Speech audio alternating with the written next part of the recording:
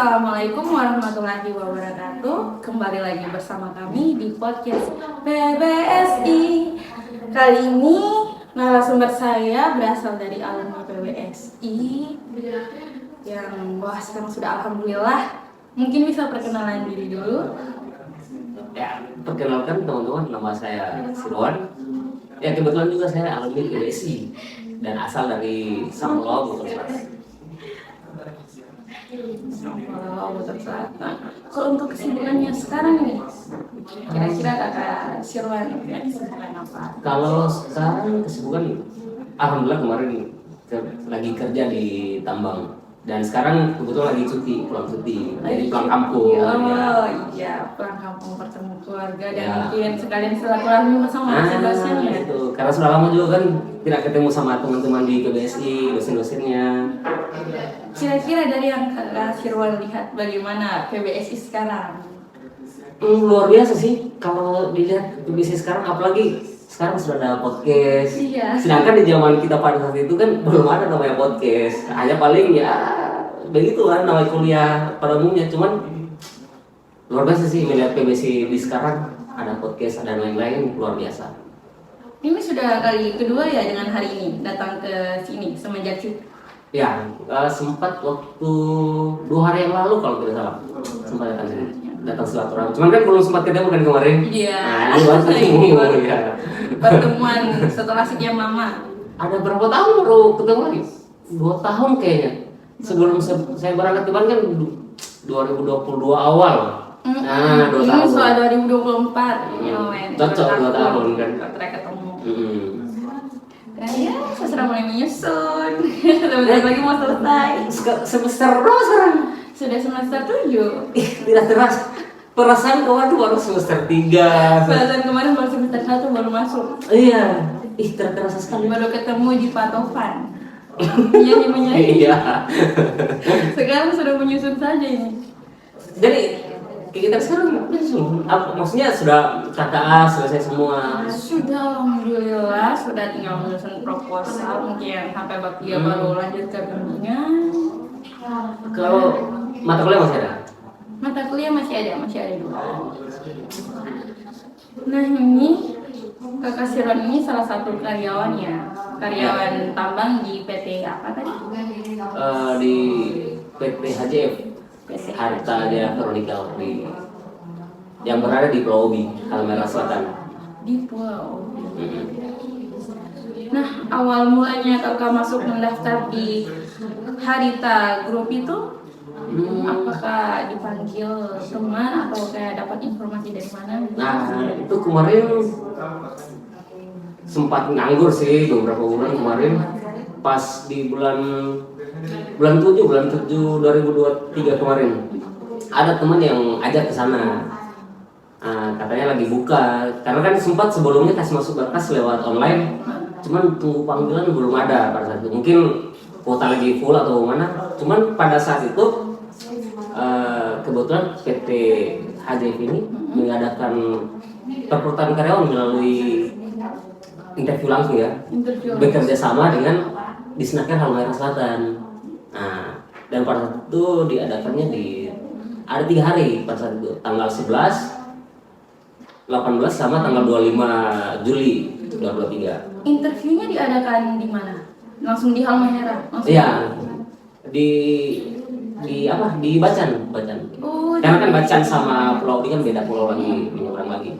Nah, jadi kebetulan kantor Disnaker sendiri ada di Bacan situ, di Pulau Bacan. Oh, jadi ini prosesnya kakak berangkat dulu ke Bacan, lalu interview, dan akhirnya diterima. Ya, kurang lebih seperti itu. Jadi mengikuti interview tapi tidak langsung dinyatakan lolos, dan nunggu lagi hasil interview tadi bagaimana. Itu beberapa hari sih baru ada telepon dari HRD-nya baru dinyatakan lulus begitu. Tapi tidak segampang itu juga sih. Maksudnya dalam artian oke, secara interview sudah lolos, cuman tahapan-tahapannya juga lumayan sih. Nah itu dia tadi kan, maksudnya setelah interview itu apakah langsung masih melalui karantina, pelatihan? Kalau karantina sendiri sih sebenarnya tidak ada karantina, cuman mungkin pada saat dinyatakan lulus interview, nah tiba di sana kita ada namanya tes kesehatan sama tes unit, tes alat. Nah, dari situ kita ya tes kesehatan secara umum dilihat sehat atau tidaknya seluruh badan lah, dari rambut sampai ujung kaki diperiksa itu. Nah, nanti selesai dari situ, kalau dinyatakan lulus baru nanti tes unit, tes alat lagi. Tes alat ini yang bagaimana? Nah, kebetulan saya di sana membawa salah satu alat berat. Nah, yang saya bawa kebetulan loader gitu. Nah, loader yang saya bawa. Terus di hari-hari pertama kakak bekerja itu kira-kira ada tidak sih kendala yang cukup menyulitkan untuk kakak sendiri? Kalau kendala hari awal bekerja ada sih, mungkin paling penyesuaian gitu, karena lingkungan baru kan, harus penyesuaian di lokasi kerja yang baru, teman-teman baru, atasan yang baru, tempat lingkungan yang baru. Jadi memang paling itu sih kendala, tapi alhamdulillahnya tidak terlalu berpengaruh seperti apa, cuman dijalani saja lah gitu. Berarti kalau untuk kegiatan di lapangannya, pekerjaan di lapangannya aman ya? Alhamdulillah aman sih. Untuk fasilitas safety-nya sendiri, menurut kakak bagaimana pekerjaan tambang di sana? Apakah sudah cukup memadai untuk para karyawan? Boleh dibilang lumayan safety sih, karena di sana paling diutamakan itu keselamatan bagi karyawan ya. Apalagi kan namanya tambang ya, biasalah dengar ada kecelakaan kerja atau apa, cuman di sana itu paling diperhatikan namanya keselamatan, safety tadi kan. Kalau dan kita pun sebenarnya sebelum bekerja harus di sana ada namanya 3 safety. Nah, di situ ada istilahnya safety diri, safety lingkungan, sama safety alat. Jadi kalau kitanya sendiri kurang sehat, kurang fit, nah itu dari perusahaan melarang untuk bawa alat, atau maksudnya diistirahatkan sampai sembuh dulu baru bisa bawa alat. Nah, terus nanti safety lingkungan, ketika mau bekerja kita lihat lagi apakah di lingkungan tempat kita akan bekerja ini aman atau tidak. Nah, dipastikan dulu. Nah, terus kemudian safety alat. Nah, di situ kita perhatikan lagi alatnya ini ada kerusakan atau tidak, supaya ketika kita mengendarainya juga aman dan selamat lah gitu. Berarti bisa dibilang lumayan safety ya, maksudnya sudah dari diri, lingkungan juga diperhatikan, begitupun dengan alat-alatnya. Ya, kurang lebih seperti itu. Alhamdulillah sih safety di sana. Kemarin kan sempat ada kejadian di Morowali Ya. tentang tungku yang meledak dan menewaskan beberapa orang pekerja di sana. Ya. Nah, terus dari kejadian itu banyak masyarakat atau mungkin kayak para istri yang suaminya bekerja di Morowali terus takut kayak, aduh suami saya kerja di sana, saya takut jangan sampai kejadian lagi begitu. Menurut kakak yang kerja di Tambang ini, kira-kira tanggapannya kakak bagaimana tentang hal itu? Iya sih, turut berduka cita sih atas teman-teman yang mengalami kecelakaan kemarin, dan ada beberapa yang juga teman-teman yang kerja di sana itu ada korban jiwa kan. Iya. Turut berduka cita sih. Cuman kalau untuk banyak sih kemarin teman-teman sampai menghubungi bilang ada macam rasa trauma ketika baru apalagi buat teman-teman yang baru mau mulai masuk. Iya, yang Pas ada rasa trauma lah, rasa takut. Nah, itu memang tidak pungkir, cuman ya namanya kecelakaan kerja tidak ada yang tahu kan, itu semua kuasa Allah kan. Ya kita mencoba untuk bekerja sebaik-baiknya dan mengutamakan keselamatan. Masalah apapun itu tadi ya kita kembalikan sama Allah saja sih.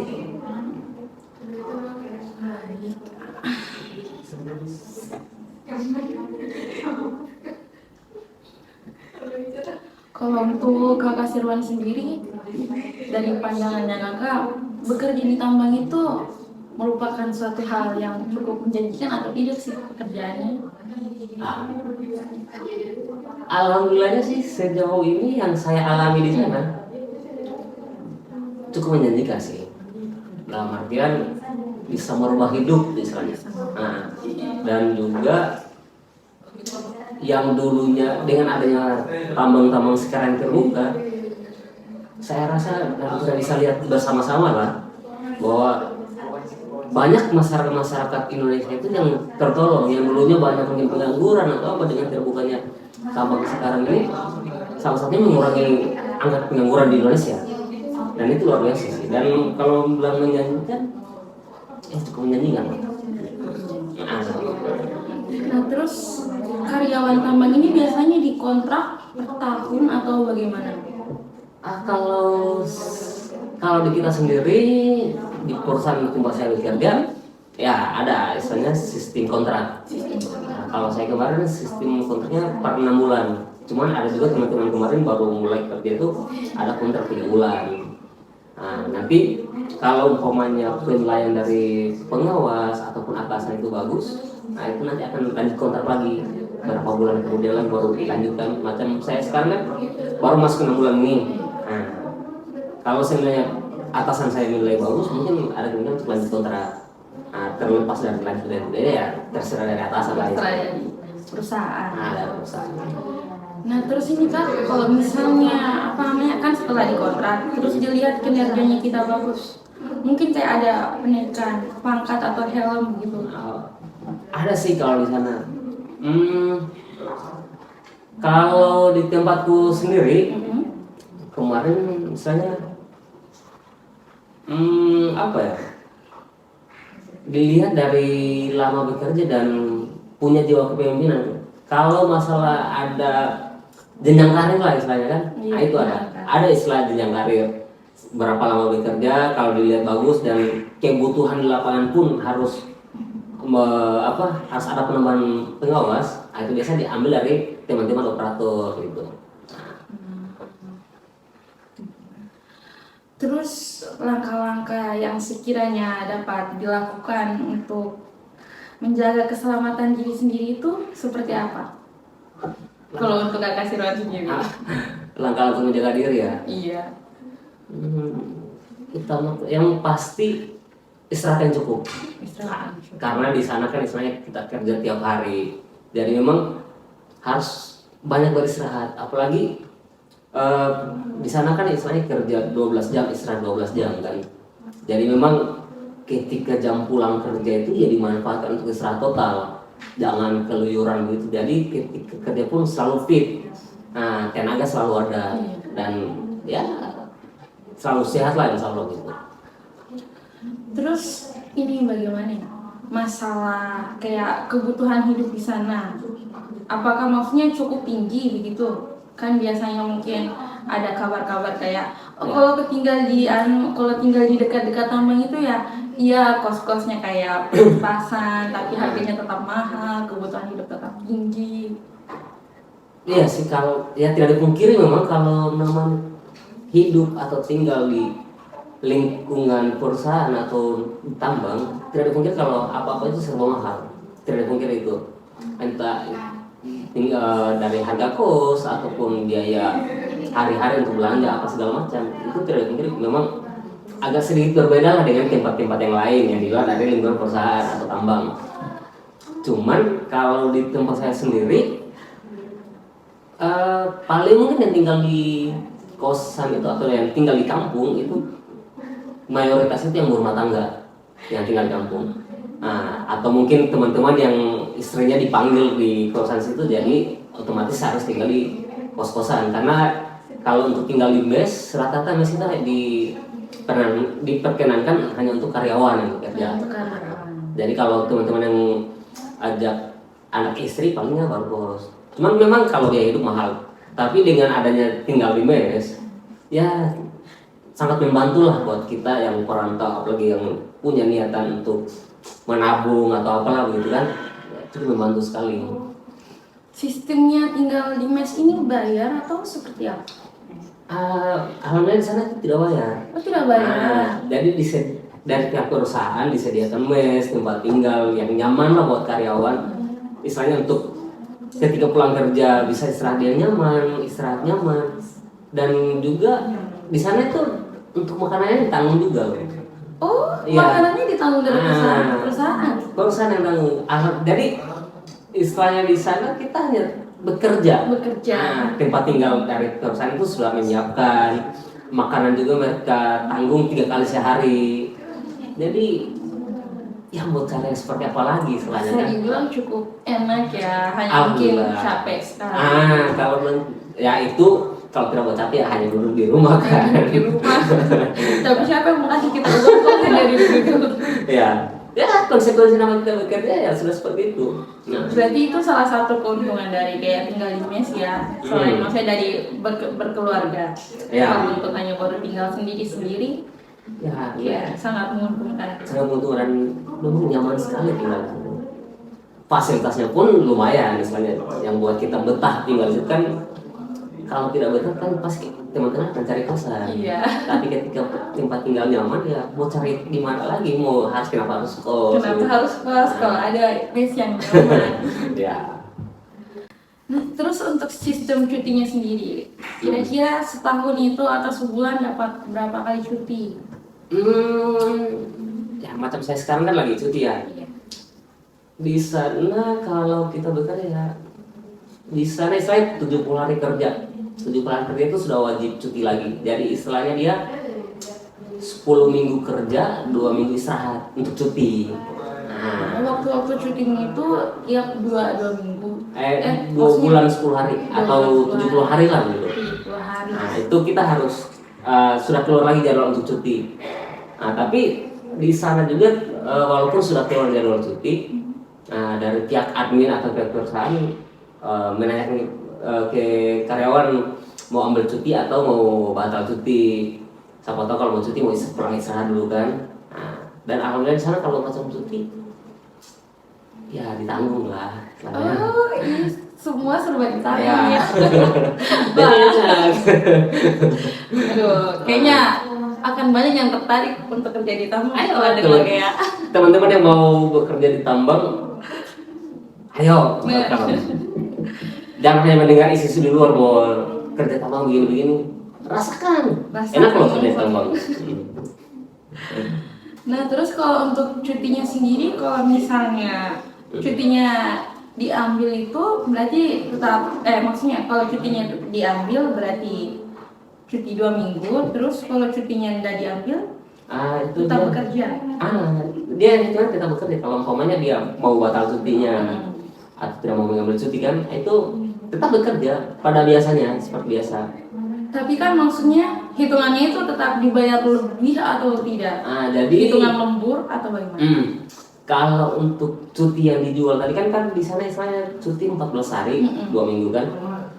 Kalau teman-teman umpamanya cuti mau dibatalkan atau dijual lah istilahnya, itu nanti diuangkan. Dijual. Diuangkan. Dan kita pun tetap bekerja seperti biasa. Kerja seperti biasa, tapi untuk cuti tadi, berapa hari cuti tadi itu diuangkan dia. Jadi beda harganya dengan orang yang kerja seperti biasa. Jadi ada bonus lah dari situ.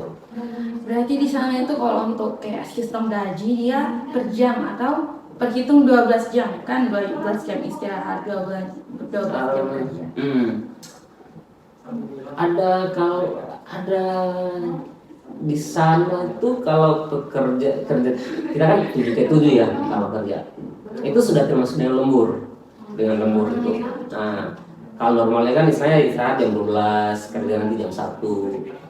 Nah, jadi tapi kita di sana dari jam 12 ke jam 1 siang itu kita bekerja, itu di situ dia tetap masuk lembur misalnya gitu. Nah, dari Kakak Sirwan sendiri tadi kan bilangnya bawa alat berat. Apa tadi? Alat berat yang bawa, loader yang saya bawa, loader. Loader itu yang Dia salah satu alat berat ini ya, yang biasa untuk angkat material, yang kalau Eksa dia angkat yang gini, loader yang kayak gini. yang kayak atas. Dan bannya juga dia kayak ban mobil tapi yang besar. Itu dari awal Kakak bekerja sudah langsung masuk loader atau mungkin kayak truk dulu atau Dulu sebelum bekerja di perusahaan saya sekarang, sebelumnya saya bekerja di ini. Ada di salah satu perusahaan juga di Halmahera Tengah. Kebetulan di sana itu dia buka jasa training. Ada dari pihak perusahaan sendiri yang mengadakan training itu. Jadi kebetulan waktu merantau dulu, belum sempat kepikiran sih mau ambil training alat berat. Nah, nanti tiba di sana baru dikasih tahu bahwa ayo lebih baik masuk ini ambil training berat daripada mau ambil perut, tapi bukan berarti menjatuhkan perut, tidak. Iya. Cuman kebetulan teman-teman menyarankan. Menyarankan. Nah, jadi sudah coba-coba tes ambil Albert, ternyata diterima gitu. Wah. Dari sekarang sudah punya basic ya. Ya, alhamdulillah. Jadi ya, saya sendiri pun berterima kasih banyak dengan perusahaan saya sebelumnya, tempat saya bekerja sebelumnya, bahwa tidak dipikir bahwa dia juga, perusahaan itu juga yang memberikan saya skill. Nah, selain itu. Kalau yang di perusahaan sebelumnya itu dia masuk di pertambangan juga. Ya, sama sih kira-kira di tambang nikel. Nah, sama-sama sih. Hanya mungkin beda PT. Beda PT, beda pulau juga. Oh, beda pulau juga. Nah, Apa yang membuat kakak berpindah dari perusahaan yang sebelumnya ke perusahaan yang sekarang? apa ya? Kemarin kebetulan pulang cuti waktu Lebaran kemarin, bulan 4. Ah iya, Nah. Lebaran tahun lalu. 2023 itu. 2023. Kebetulan pas kira cuti, sudah cuti. Cuman pas tiba di kampung, karena lama kan tidak di kampung tuh, Keterusan. nyaman di kampung. Kan 1 tahun lebih tidak pulang kan, tidak pulang Iya. kampung 1 tahun lebih. Jadi kangen yang suasana di kampung. Akhirnya ketika pulang cuti kemarin, nggak tahu mungkin terlalu nyaman di kampung. Sampai lupa untuk kembali bekerja, tanggung jawab. Tanggung jawab. Cuman dari situ dia belajar bahwa ketika bekerja itu harus dihargai. Dalam artian jangan karena sudah nyaman di kampung akhirnya meninggalkan pekerjaan. Nah, itu sih dapat pembelajaran di situ kemarin. Nah, terus tadi masih bahas seputar sistem cuti. Misalnya nih, kakak sudah 2 bulan 10 hari bekerja, terus itu cutinya. Tapi cutinya itu disimpan untuk 70 hari ke depan. Biar nanti cutinya hampir 1 bulan. Cutinya banyak. Cutinya banyak. Itu bagaimana? Ah, itu sih banyak sih teman-teman yang tanya begitu, teman-teman yang baru mau masuk di kerja di tambang begitu tuh, selalu ditanya begitu. Dia kalau umpamanya tidak mau diambil, mau diundur di bulan cuti berikutnya, itu tidak bisa. Oh, tidak bisa. Tetap dia hitungannya dijual atau dibatalkan gitu toh. Ya kalau umpamanya mau ambil ya ambil, kalau umpamanya tidak ya dijual misalnya di sana. Iya. Kalau mau digabung tidak bisa juga. Cuman memang kalau umpamanya mau dapat cuti lebih, biasanya dari pihak perusahaan itu ketika jatuh temponya sudah keluar, biasa dari perusahaan itu dia undur berapa hari. Nah, dia undur berapa hari itu nanti perhitungan dari pihak perusahaan ketika diundur dari jatuh temponya itu macam 5 hari, itu kita sendiri sebagai karyawan itu mendapatkan ekstra cuti 1 hari. Nah, jadi kalau 5 hari diundur dapat ekstra 1 hari, 10 hari dapat ekstra 2 hari gitu. Nah, terus untuk Kakak Sirwan sendiri, kan ini banyak anak-anak muda ini selalu pelariannya kayak kalau lulus sekolah mau ke tambang, lulus kuliah ke tambang. Kira-kira apa yang perlu dipersiapkan gitu bekal-bekalnya? Memang yang harus ditambah, yang dipersiapkan ketika mau bekerja di tambang itu utamanya mental. Karena pasti ketika kita merantau yang pertama itu rindu dengan keluarga, dengan kampung halaman. Nah itu sih mental, terus kemudian juga kesabaran, harus sabar karena ketika kita ke sana juga terkadang tidak langsung diterima. Terkadang kita harus menunggu dulu, entah itu 1 minggu, 2 minggu, bahkan ada yang berbulan-bulan, 1 bulan, 2 bulan itu baru dapat panggilan bekerja. Itu biasanya kenapa sampai bisa berbulan-bulan seperti itu baru dapat? Itu pengaruh ini mungkin kebutuhan lapangan. Jadi ketika belum ada kebutuhan di lapangan ataupun permintaan dari lapangan, maka mungkin itu mereka belum, misalnya, tapi mungkin tetap akan dipanggil, tapi mungkin hanya cepat atau lambatnya dipanggil. Berarti maksudnya hitungannya rekrutmennya masih ditunda. Nah, terus ditunda karena ya tadi kebutuhan lapangan lagi-lagi.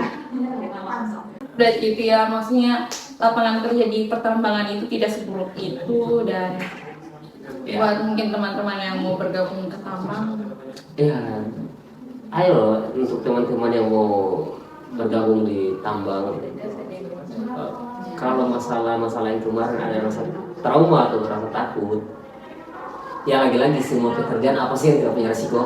Nah, cuman ya kita hanya berdoa dan berusaha supaya kalau bisa diselamatkan dalam bekerja, dijauhkan dari segala bahaya kan. Ya, baik-baik berdoa dan selalu memperhatikan keselamatan dalam bekerja. nah, kira-kira itu dia mungkinnya sedikit bincang-bincang bersama Kakak Sirwan mengenai kerja di pertambangan. Ya. Mungkin kita bisa lanjut di podcast di the next video. Oke.